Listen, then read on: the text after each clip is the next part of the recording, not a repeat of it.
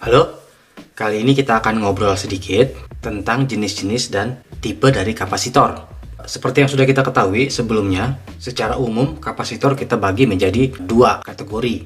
Yang pertama adalah ELCO atau elektrolitik kapasitor dan kapasitor non-polar. Nah, mungkin juga teman-teman sudah mengerti apa itu ELCO. Dia kapasitor dengan dua kutub, jadi ada kutub positif dan ada kutub negatif. Sedangkan yang non-polar dia bisa dibulak-balik untuk penggunaannya. Nah, untuk bentuknya, kayaknya kalau kapasitor ELCO ini dia hampir sama semuanya. Jadi mirip-mirip, kecuali kapasitor ELCO yang tantalum. Dia bentuknya seperti ini. Ini tantalum, dia ada tanda plusnya untuk menunjukkan kaki plusnya. Tipikalnya sama, dia mempunyai dua kaki kecuali kapasitor yang seperti ini. Dia di sini 32 plus 32, jadi ada 3 kaki, di mana 2 kakinya adalah positif dan 1 kakinya adalah negatif. Nah, terus juga ada kakinya yang seperti ini.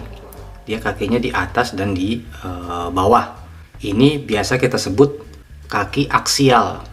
Jadi misalkan kalau kita mau cari atau kita mau beli, kata kuncinya adalah aksial kapasitor. Berarti kakinya dia seperti ini. Sama juga dengan yang non-polar. Nah, untuk kapasitor ELCO ini, dia biasanya nilainya atau kapasitasnya itu 1 mikrofarad ke atas biasanya. Nah, untuk fungsinya, kapasitor ELCO itu biasanya digunakan untuk filter dan juga untuk smoothing atau menghaluskan sinyal.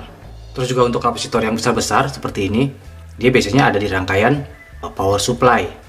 Nah, sekali lagi, kalau misalkan kita menggunakan kapasitor-kapasitor seperti ini, harap berhati-hati, karena kalau kita menggunakan kapasitor yang sedang dipakai atau digunakan, atau misalkan kita mau cabut kapasitor bekas, kemungkinan dia masih ada tegangan atau energi di dalam kapasitornya, jadi mesti dikosongkan terlebih dahulu.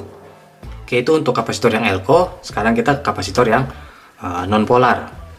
Nah, untuk kapasitor non-polar, dia punya banyak bentuk, punya banyak nilai, terus juga punya banyak jenis material atau bahannya.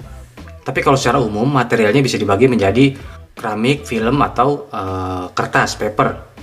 Nah, untuk kapasitor keramik, dia bentuknya biasanya dia bulat seperti ini. Ini kayaknya sering kita jumpai di sirkuit-sirkuit atau di rangkaian. Biasa juga kita sebut kapasitor jengkol. Ini yang bahannya dari keramik. Nah, untuk kategori film, kapasitor film, dia ada banyak jenis material atau bahannya. Saya juga kurang begitu hafal. Yang saya tahu mungkin polyester, terus polyethylene, polypropylen, dan masih ada beberapa lagi. Contohnya ya kapasitor-kapasitor yang di bawah ini. Nah, terus untuk kapasitor aksial yang ini, yang di bawah ini biasanya kita gunakan untuk tone kapasitor di ampli atau untuk coupling kapasitor buat memisahkan jalur AC dan rangkaian DC. Terus di sini ada box kapasitor atau kapasitor kotak. Biasanya kita temui di rangkaian power supply. Terus yang ini biasa disebut kapasitor silver mica. Nah, ini biasanya juga kita temui di gitar atau ampli-ampli gitar dan audio. Nah, yang paling umum di pasaran itu kapasitor jenis film seperti ini. Ini biasanya disebut kapasitor Mylar. Jadi Mylar kapasitor. Jadi mungkin ini kapasitor yang paling sering ditemui di toko-toko elektronika. Terus ada kapasitor orange drop. Jadi warnanya oranye. Ini biasanya dibuat oleh Cornell Dubilier. Nah, ini juga biasanya kita temui di rangkaian gitar atau di rangkaian ampli, baik ampli audio ataupun ampli gitar. Nah, kalau untuk ampli gitar atau ampli audio, itu kita menggunakan beberapa kapasitor. Jadi kalau di ampli gitar atau audio itu ada yang namanya tone kapasitor, dia yang memfilter frekuensi, terus ada coupling kapasitor, dan bypass kapasitor.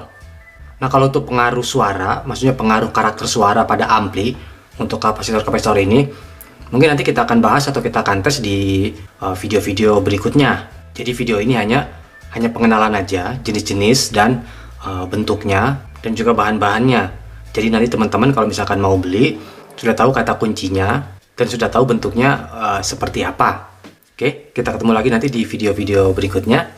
Sampai jumpa.